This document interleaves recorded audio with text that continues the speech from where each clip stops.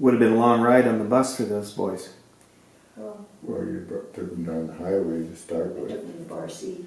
And Took them the down Bar to C. Butters the first, but that was only for a couple months. Yeah, they went down to your folks' place. And then they went to the Bar C. And then they started driving a Jeep to the Bar C. Well, we got paid for that though when we had to drive them there. It's sure different these days when you gotta pay a fortune to even get kids on the bus. Margaret We got would- paid to do it. Margaret would take them down. One day she rolled, whose truck was that? That was our Jeep I rolled. It was a truck. I put the Bar C truck in the ditch a couple of times. Oh, yeah. Well, no, our roads weren't plowed. And some days I'd be plowed in snow myself trying to get through, and kids always said I wasn't a very good driver. And then they drove, once they got a little older, and drive, well, they would drive themselves. And we never heard of what happened, but a couple of times in the winter they'd gone in the ditch, and what else? Well, Cal lost it going down the hill into the Bar C one day, and he couldn't stop the Jeep. It was icy, and it was Cam's birthday that day, and he said he was just hanging on to the bar in the front of the Jeep and shut his eyes because he was sure Cal was going to hit the ditch. But Cal was a pretty good driver. He didn't hit the ditch.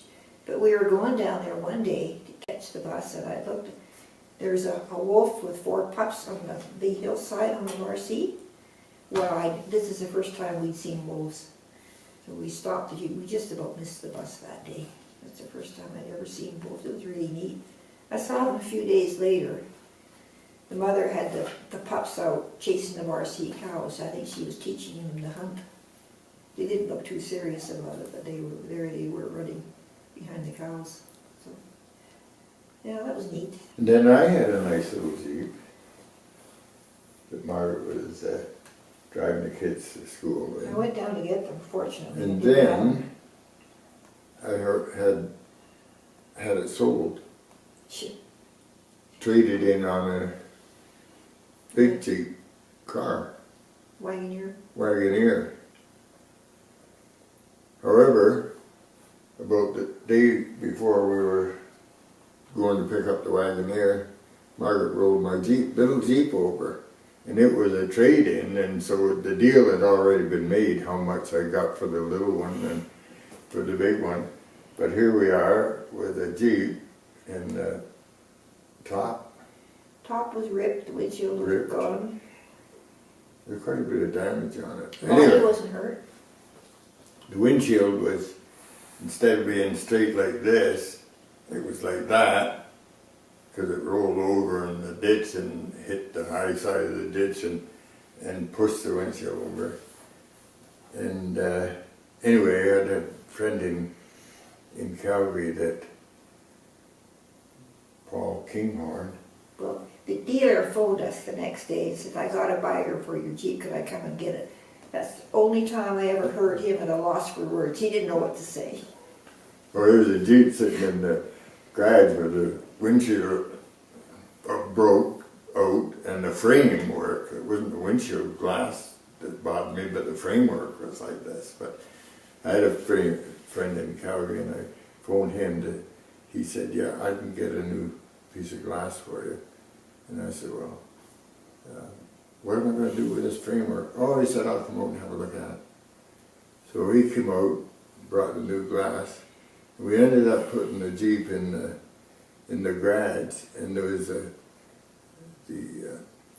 pipe, stove pipe made of brick going up the middle of the grass about this chimney.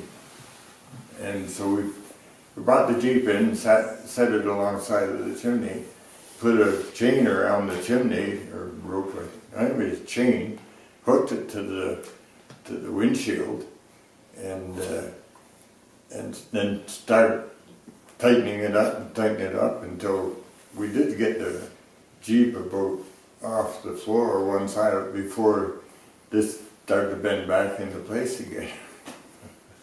She said, it won't work. I said, it won't work.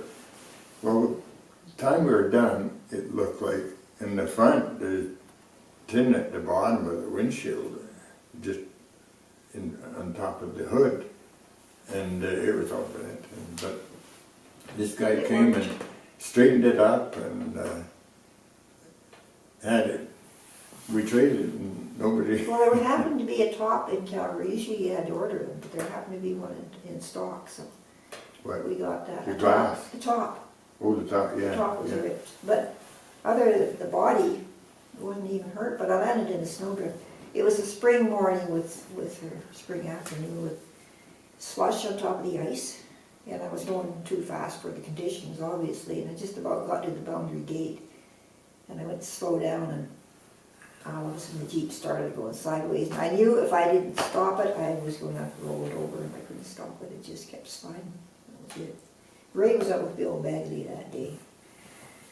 So that's just about halfway between the Barcy Ranch and the ranger station. And I thought, well, I might as well go on down, because the kids will be there off the bus. They were sitting around there having coffee. They didn't believe me when I told them I rode the Jeep, but then they did. So they brought one of their trucks up with a winch and pulled it back on its wheels, so I could drive it home. But the assistant ranger was in the yard, and I'll never forget the look on his face when I come in with the top flapping and the windshield going like this. And I said to the Barcy, I said, when Ray gets here with Bill, you tell him what happened so he'll have a little time to cool off. Because when I rolled that Jeep, when I got out, all I could say was, Ray's going to kill me. But I didn't. He would have liked to.